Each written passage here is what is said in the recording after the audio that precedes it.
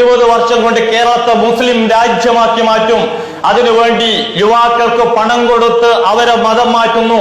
എന്നിട്ട് മുസ്ലിം സമൂഹത്തിലുള്ള യുവതികളെ കല്യാണം കഴിച്ചു കൊടുക്കുന്നു. കേരളത്തിലുള്ള ഒരു മതത്തിലും കാണാത്ത ഏറ്റവും തരംതാണ പ്രവൃത്തിയാണ് ഈ മതം ചെയ്യുന്നതെന്ന് കേരളത്തിന്റെ ഒരു മുഖ്യമന്ത്രി VS അച്യുതാനന്ദൻ CPIM-ന്റെ പരമോന്നത നേതാവ് പറഞ്ഞല്ലോ. അന്ന് ഈ 153-യെയും കേരളത്തിൽ പോലീസൊന്നും ഉണ്ടായിരുന്നില്ലേ? ഒരൊറ്റ കാര്യം മാത്രം അദ്ദേഹം പറഞ്ഞത്, ഈ പച്ചക്കള്ളം നിരന്തരം ആവർത്തിക്കുന്ന ഒരു കല കൈവശമുള്ളവരാണ് RSSകാർ. അദ്ദേഹം ഇവിടെ എന്താണ് പറഞ്ഞിരിക്കുന്നത്? അദ്ദേഹം പറഞ്ഞ മറ്റ് കാര്യങ്ങളിലേക്കൊക്കെ വരാം. അദ്ദേഹം ഇപ്പോൾ പറയുകയാണ്, വിദ്വേഷ പരാമർശം മുഖ്യമന്ത്രിയായിരുന്ന VS നടത്തി. അദ്ദേഹത്തിന്റെ വാചകം ആരംഭിക്കുന്നത്, മുസ്ലിം മതവിഭാഗം ഇങ്ങനെയൊക്കെ ആളുകളെ കൂട്ടാൻ, പണം കൊടുക്കാൻ, മതപരിവർത്തനം നടത്താൻ ശ്രമിക്കുന്നു, ഇത് മുസ്ലിം രാഷ്ട്രമാക്കാൻ ശ്രമിക്കുന്നു എന്ന് പറഞ്ഞു. ആരും ശ്രമിക്കുന്നുവെന്ന്? മുസ്ലിം മതവിഭാഗം ഇതാണ് പറഞ്ഞത്.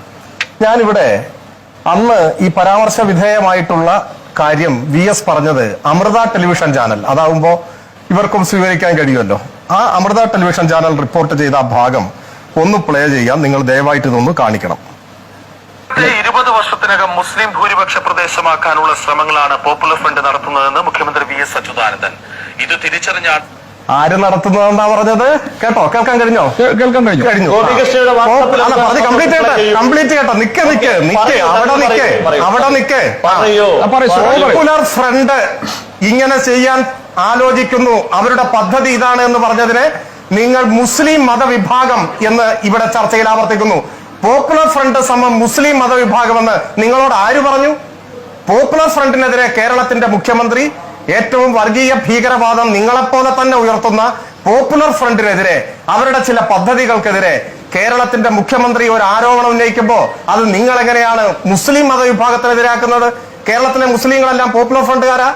5 നേരം നമസ്കരിക്കുന്ന നല്ല ദീനീ ബോധമുള്ള കേരളത്തിലെ മുസ്ലിം സഹോദരങ്ങൾ അവരുടെ വീട്ടുവളപ്പിൽ പോലും കാലുകുത്താൻ അനുവദിക്കാത്ത വിഭാഗമാണ് ഈ പോപ്പുലർ ഫ്രണ്ട് എന്ന് പറയുന്നത്.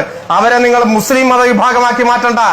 അത് ഇസ്ലാമിക വർഗീയതയെ ഉയർത്തിപ്പിടിക്കുന്ന നിങ്ങളെപ്പോലെ തന്നെ വെറുക്കപ്പെടേണ്ട ഒരു വിഭാഗമാണ്, അകറ്റി നിർത്തപ്പെടേണ്ടതാണ്. ആ പോപ്പുലർ ഫ്രണ്ട് എന്ന് കൃത്യമായി പറഞ്ഞ ഒരു കാര്യത്തെ നിങ്ങൾ ഇവിടെ മുസ്ലിം മതവിഭാഗമാക്കുകയാണ്. നിങ്ങൾ ഇത് പറയുമെന്ന് എനിക്കറിയാം. അതുകൊണ്ട് തന്നെയാണ് നിങ്ങൾക്ക് കൂടി സ്വീകാര്യമായ അമൃത ചാനലിൽ വന്ന വാർത്തയുടെ ആ തുടക്കം ഞാനിവിടെ കാണിച്ചത്. ഇനി പറ, നിങ്ങൾ പറ. ഗോപികൃഷ്ണ, ഞാൻ താങ്കളുടെ വാട്സപ്പിലേക്ക് VS അച്യുതാനന്ദൻ പറയുന്നത് തന്നെ അയച്ചിട്ടുണ്ട്. എന്തായാലും സ്വരാജ് പറഞ്ഞ സ്ഥിതിക്ക് അതൊന്ന് പ്ലേ ചെയ്യാൻ ഞാൻ താങ്കളെ ക്ഷണിക്കുകയാണ്. അയച്ച വീഡിയോ ഇപ്പൊ ഇവിടെ നേരത്തെ ശ്രീം സ്വരാജ് പ്ലേ ചെയ്തതുപോലെ തന്നെ ഞാൻ ഇവിടെ അത് പ്ലേ ചെയ്ത് കേട്ടു. താങ്കൾ പറഞ്ഞ ഭാഗത്ത് SDPI പോപ്പുലർ ഫ്രണ്ട് എന്ന് പറയുന്ന ഭാഗം ഇല്ലാത്ത ഒരു ശബ്ദഭാഗമാണ് താങ്കൾ അയച്ചിരിക്കുന്ന VSന്റെ ഭാഗത്തുള്ളത്. പക്ഷെ അത് റിപ്പോർട്ട് ചെയ്യപ്പെട്ട വാർത്തയിൽ ഈ SDPIയെ കുറിച്ച്, പോപ്പുലർ ഫ്രണ്ടിനെ കുറിച്ച് ഫ്രീഡം പരേഡ്, അത് ഫ്രീഡം പരേഡ് നിരോധിക്കപ്പെട്ട സാഹചര്യത്തിലാണ് അദ്ദേഹം ഈ കാര്യങ്ങൾ വിശദീകരിച്ചിട്ടുള്ളത്. പറഞ്ഞോട്ടെ, ഇത് തന്നെയാണ് പറഞ്ഞത്. ഞാൻ പറയുന്നു, ഇതര മതവിഭാഗങ്ങളിൽ നിന്ന് മുസ്ലിം മതവിഭാഗത്തിലേക്ക് അഥവാ ഇസ്ലാമിലേക്ക് ഇങ്ങനെ ആളുകളെ കൂട്ടാനും ഒരു 10-20 കൊല്ലം കഴിയുമ്പോഴേക്ക് ഇതൊരു മുസ്ലിം ഭൂരിപക്ഷ പ്രദേശമാക്കാനും ആര് ശ്രമിക്കുന്നു എന്നാ പറഞ്ഞത്? ആര് ശ്രമിക്കുന്നു എന്നാ പറഞ്ഞത്? പോപ്പുലർ ഫ്രണ്ട് ശ്രമിക്കുന്നു. പോപ്പുലർ ഫ്രണ്ട് ശ്രമിക്കുന്നു, അതല്ല മുസ്ലിം സമുദായം ശ്രമിക്കുന്നു എന്നൊരു വാക്ക് പറയുന്നുണ്ടെങ്കിൽ നിങ്ങൾ പറയുന്ന പണിയെടുക്കാൻ ഞാൻ അദ്ദേഹം പറയുന്ന ആ വീഡിയോ പൂർണ്ണമായും നിങ്ങൾ പ്ലേ ചെയ്തോ? അതൊരു വാർത്തയായി അമൃത ചാനലിൽ വന്ന ഭാഗം കാണിച്ചു. നിങ്ങൾ പറഞ്ഞത് ഇതിലുണ്ടെന്നേ. സാധാരണഗതിയിൽ നമ്മൾ പറയാറുണ്ട്, RSSകാരോട് സംവാദം നടത്തിയിട്ട് ഒരു കാര്യമില്ല എന്ന്. ഞാനിവിടെ പറയാൻ ഉദ്ദേശിച്ചിട്ടുള്ളത്, വീണ്ടും ഞാൻ ആവർത്തിക്കാൻ ഉദ്ദേശിച്ചിട്ടുള്ളത് ഇത് തന്നെയാണ്. എന്താണ് ഇവിടെ സംഭവിച്ചത്? നമ്മള് പൊതുവിൽ ഒരു സംവാദത്തിലും ഒരു ചർച്ചയിലും ഒരു മര്യാദ പാലിക്കേണ്ടതുണ്ട്. മുൻപ് ഫ്രീഡം പരേഡ് എന്ന പേരിൽ പോപ്പുലർ ഫ്രണ്ട് ആഗസ്റ്റ് മാസം 15-ാം തീയതി സ്വാതന്ത്ര്യ ദിനത്തിന്റെ അന്ന് കേരളത്തിലെ തെരഞ്ഞെടുക്കപ്പെട്ട പ്രദേശങ്ങളിൽ ഒരു മാർച്ച് പാസ്റ്റ് അവർ നടത്തുമായിരുന്നു. VS മുഖ്യമന്ത്രിയായിരിക്കുന്ന ഒരു സമയത്തിൽ അത് നിരോധിച്ചു. പോപ്പുലർ ഫ്രണ്ടിന്റെ ഫ്രീഡം പരേഡ് കേരളത്തിൽ നിരോധിച്ചു. അത് നിരോധിച്ചത് സംബന്ധിച്ച് മാധ്യമപ്രവർത്തകർ അദ്ദേഹത്തോട് ചോദിച്ചപ്പോ അദ്ദേഹം നടത്തിയിട്ടുള്ള പ്രതികരണം ഒരു വാർത്തയായി അമൃത TV സംപ്രേഷണം ചെയ്തു. ആ വാർത്തയിൽ അദ്ദേഹം ഒരു വാർത്ത ഒരു TV ചാനൽ സംപ്രേഷണം ചെയ്യുമ്പോൾ ഈ ബൈറ്റ് ആദ്യാവസാനം കാണിക്കില്ലല്ലോ, അതിൽ കുറച്ച് ഭാഗം കാണിക്കും, ബാക്കി റിപ്പോർട്ടർ പറയും. ഇതാണ് ചെയ്യുക. അത് ആ വാർത്തയുടെ പൂർണ്ണ രൂപം എന്റെ കയ്യിലുണ്ട്. അതിവിടെ ഞാൻ അതിന്റെ തുടക്കം കാണിക്കുകയും ചെയ്തു. പോപ്പുലർ ഫ്രണ്ടിന്റെ ഫ്രീഡം പരേഡ് നിരോധിച്ചത് എന്തുകൊണ്ടാണ് എന്ന് VS വിശദീകരിക്കുകയാണ്. അത് സംബന്ധിച്ച് വിശദീകരിക്കുമ്പോൾ പോപ്പുലർ ഫ്രണ്ട് ഇങ്ങനെയൊക്കെ ഉദ്ദേശിക്കുന്നു, അവരിങ്ങനെ കരുതുന്നു, അവർ കേരളത്തെ മുസ്ലിം രാഷ്ട്രമാക്കാൻ ശ്രമിക്കുന്നു, ഇത് അദ്ദേഹം പറഞ്ഞിട്ടുണ്ട്. അത് പോപ്പുലർ ഫ്രണ്ടിനെതിരായിട്ടുള്ള ആരോപണമാണ് പറഞ്ഞത്. ഒരു വർഗീയ സംഘടനയ്ക്കെതിരെ, ഒരു വർഗീയ ഭീകരവാദ കൂട്ടത്തിനെതിരെ അദ്ദേഹം വിമർശനം ഉന്നയിക്കുകയാണ് ചെയ്യുന്നത്. അതിൽ വാർത്തയുടെ അറ്റവും തലയും എല്ലാം മുറിച്ചു മാറ്റിയിട്ട് അതിനിടയിൽ VS പറഞ്ഞിട്ടുള്ള ഇന്ന ഭാഗം പറഞ്ഞോ എന്ന് ചോദിക്കുന്നത് മര്യാദയാണോ, മാന്യതയാണോ? ഒരു വിഷയത്തെ കുറിച്ച് പറയുമ്പോൾ ഞാൻ കംപ്ലീറ്റ് ചെയ്തോട്ടെ, അങ്ങ് അടങ്ങ്, കംപ്ലീറ്റ് ചെയ്തോട്ടെ. അപ്പൊ ഞാൻ പറയുന്നു, ഒരു വിഷയത്തിൽ ഒരാൾ നടത്തിയ പ്രതികരണമാണ് പറയുന്നതെങ്കിൽ ആ പ്രതികരണം ആദ്യം അവസാനം കൊടുക്കണം. ഇനി നിങ്ങൾ മുറിച്ചാണ് കൊടുക്കുന്നതെങ്കിൽ ആ മുറിക്കുന്നതിൽ ഒരു മര്യാദ കാണിക്കണ്ടേ? വാർത്തയുടെ ഭാഗം മുറിച്ച് ബാക്കി കൊടുത്തോളൂ. അതിൽ അദ്ദേഹം പറയുന്നുണ്ട്, ദേശീയവാദികളായ ആളുകൾ ഈ ആഗസ്റ്റ് 15 നടത്തുന്ന പോലെ ഇവരും ആരാണ് ഇവര് ഈ ഫ്രീഡം പരേഡ് നടത്തുന്നത് നിരോധിച്ചതല്ലേ ചോദ്യം? അപ്പൊ ഞാൻ പറഞ്ഞത് ഇത്രയേ ഉള്ളൂ. SDPIക്കെതിരായി, പോപ്പുലർ ഫ്രണ്ടിനെതിരായി ഒരു കടുത്ത വിമർശനം മുൻപോട്ട് വെക്കുമ്പോ അത് ഇസ്ലാമിനെതിരായ വിമർശനമാണെന്ന് പറയുന്നത് ശരിയാണോ? നിങ്ങൾ ഇസ്ലാമിന്റെ പര്യായപദമായാണോ പോപ്പുലർ ഫ്രണ്ടിനെ കാണുന്നത്? കേരളത്തിൽ ഏതെങ്കിലും സത്യവിശ്വാസിയായ ഒരു മുസൽമാൻ പോപ്പുലർ ഫ്രണ്ടിനെ പിന്തുണക്കുന്നുണ്ടോ?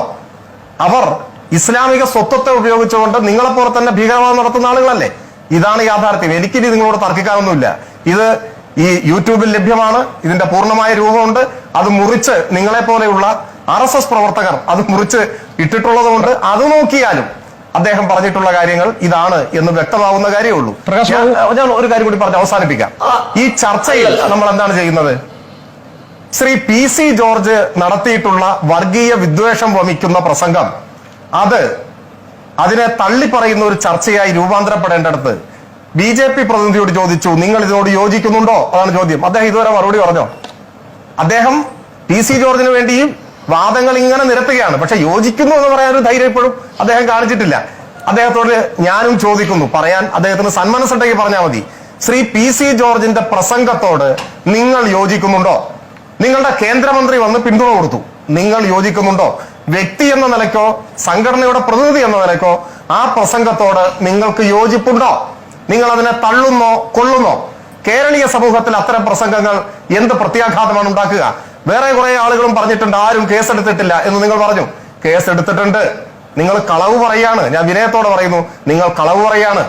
ഇനി ഏതെങ്കിലും ഒരിടത്ത് പോലീസ് കേസെടുത്തിട്ടില്ലെങ്കിൽ നിങ്ങൾക്കത് നേരിട്ട് കോടതിയിൽ കൊടുക്കാൻ പറ്റുമല്ലോ. ഈ നാട്ടിൽ അതിനുള്ള സംവിധാനമില്ലേ? പോലീസ് പക്ഷപാതപരമായി പെരുമാറുന്നു, അതുകൊണ്ട് കോടതി മുൻപാകെ നിങ്ങൾക്ക് ഈ കേസ് കൊടുക്കാൻ സാധിക്കും. ഇനി ഒറ്റ കാര്യം കൂടി ഞാൻ ഇതിന്റെ തുടർച്ചയായി പറഞ്ഞ് അവസാനിപ്പിക്കാം. നിങ്ങൾ പറയുന്ന കേസെടുത്തിട്ടില്ല എന്ന് പറയുന്നു. ഏത് മുസ്ലിം ഭീകരവാദം, മൗലികവാദം ഉയർത്തിപ്പിടിച്ചുകൊണ്ട് നടത്തുന്ന ആളുകൾ നടത്തിയ പ്രസംഗത്തിൽ കേസെടുത്തിട്ടില്ല എന്ന് വ്യാപകമായി സാമൂഹ്യ മാധ്യമങ്ങളിൽ ഒരു പ്രചാരവേല നടക്കുന്നുണ്ട്. ഇവിടെ ക്യാമ്പസ് ഫ്രണ്ടിന്റെ സംസ്ഥാന സെക്രട്ടറി PM മുഹമ്മദ് റഫീഖിനെതിരെ കൂത്തുപറമ്പ് പോലീസ് 2021 ഡിസംബർ 24 കേസെടുത്തത് വിദ്വേഷ പ്രസംഗത്തിനാണ്, മതവിദ്വേഷം പ്രചരിപ്പിച്ചതിനാണ്. 2016 ഡിസംബർ 2 ഏഷ്യാനെറ്റിൽ വന്ന ഒരു വാർത്ത, ആ വാർത്തയുടെ തലക്കെട്ട് ഇങ്ങനെയാണ്: മതവിദ്വേഷം വളർത്തുന്നു, പീസ് സ്കൂളിനെതിരായ കേസ്, 3 പേർ അറസ്റ്റിൽ. ഇതാണ് ആ വാർത്ത. അതുപോലെ തന്നെ ഷംസുദ്ദീൻ പാലത്തിൽ 2017 അദ്ദേഹത്തിന്റെ പേരിൽ എടുത്തിട്ടുള്ള കേസ്. ഞാനിത് ഒരു ഭാഗം മാത്രം പറഞ്ഞത്, ഇത്തരം കേസുകൾ എടുക്കുന്നില്ലേ എന്ന വിലാപമാണ്. എല്ലാ കേസും എടുക്കുന്നുണ്ട്. മതവിദ്വേഷം വമിക്കുന്ന പ്രസംഗങ്ങൾ നടക്കുന്നവരുടെ പേരിൽ കൃത്യവും വ്യക്തവുമായ നിയമ നടപടികൾ എടുത്തു പോകുന്നുണ്ട്. അതിന്റെ വഴിക്ക് പോകട്ടെ. പക്ഷേ ഇതിനെ തള്ളി പറയണ്ടേ? നമ്മുടെ കേരളീയ സമൂഹത്തിന്റെ ബഹുസ്വരതയെയും സൗഹാർദ്ദ അന്തരീക്ഷത്തെയും തകർക്കാനും മലീമസപ്പെടുത്താനും വേണ്ടി കേരള രാഷ്ട്രീയത്തിലെ മനുഷ്യരൂപമുള്ള ഒരാൾ നടത്തിയിട്ടുള്ള ഒരു അപലപിക്കേണ്ട പ്രസംഗത്തെക്കുറിച്ചാണ്. ആവർത്തിച്ച് അവതാരകൻ ചോദിച്ചു, ഞാനും ഇടയ്ക്കൊന്ന് ആവശ്യപ്പെട്ടു, അതിനോട് നിങ്ങൾ യോജിക്കുന്നുണ്ടോ, വിയോജിക്കുകയാണോ? ഇപ്പോഴും അതിനൊരു മറുപടി പറയാൻ കഴിഞ്ഞിട്ടില്ല. പറയാതിരിക്കുക എന്നത് അദ്ദേഹത്തിന്റെ സ്വാതന്ത്ര്യമാണ്. അദ്ദേഹം പറയുന്നത് തുടർന്നുള്ള ദിവസങ്ങളിൽ വിശദീകരിക്കട്ടെ അദ്ദേഹം എന്നാണ്. ശ്രീ PC ജോർജിന്റെ പ്രസംഗം ഹീബ്രുവിലായതുകൊണ്ട് BJPക്കും പ്രതിനിധിക്കും അത് മനസ്സിലായിട്ടില്ല. അതിനി വിശദീകരിച്ച് കേട്ടാലേ മനസ്സിലാവൂ. പക്ഷെ ഒരു കാര്യം ഞാൻ ആവർത്തിച്ച് ഉറപ്പിച്ചു പറയാം, ഈ കേരളത്തിലെ ലക്ഷോപലക്ഷം വരുന്ന, കോടിക്കണക്കിന് വരുന്ന മതനിരപേക്ഷ ചിന്താഗതിക്കാരുടെ ഹൃദയത്തെ സ്പർശിക്കാൻ ആ വാക്കുകൾക്ക് കഴിയില്ല. ശ്രീ പി സി ജോർജിന്റെ വാക്കുകൾ വിഷം പുരട്ടിയ വാക്കുകളാണ്. നല്ല സത്യവിശ്വാസികളായ ക്രൈസ്തവർ, ശരി. ഞാൻ പ്രത്യേകമായി എടുത്തു പറയുന്നു, ക്രൈസ്തവർ ഈ പ്രസംഗത്തെ ചവിട്ടി അരച്ചു കളയുന്ന പുല്ലുപോലെ അവഗണിച്ചു തള്ളും. കേരളീയ പൊതുസമൂഹം ഒന്നാകെ തന്നെ ഇത്തരം മതവിദ്വേഷ പ്രസംഗങ്ങളെ തള്ളിക്കളയേണ്ടത്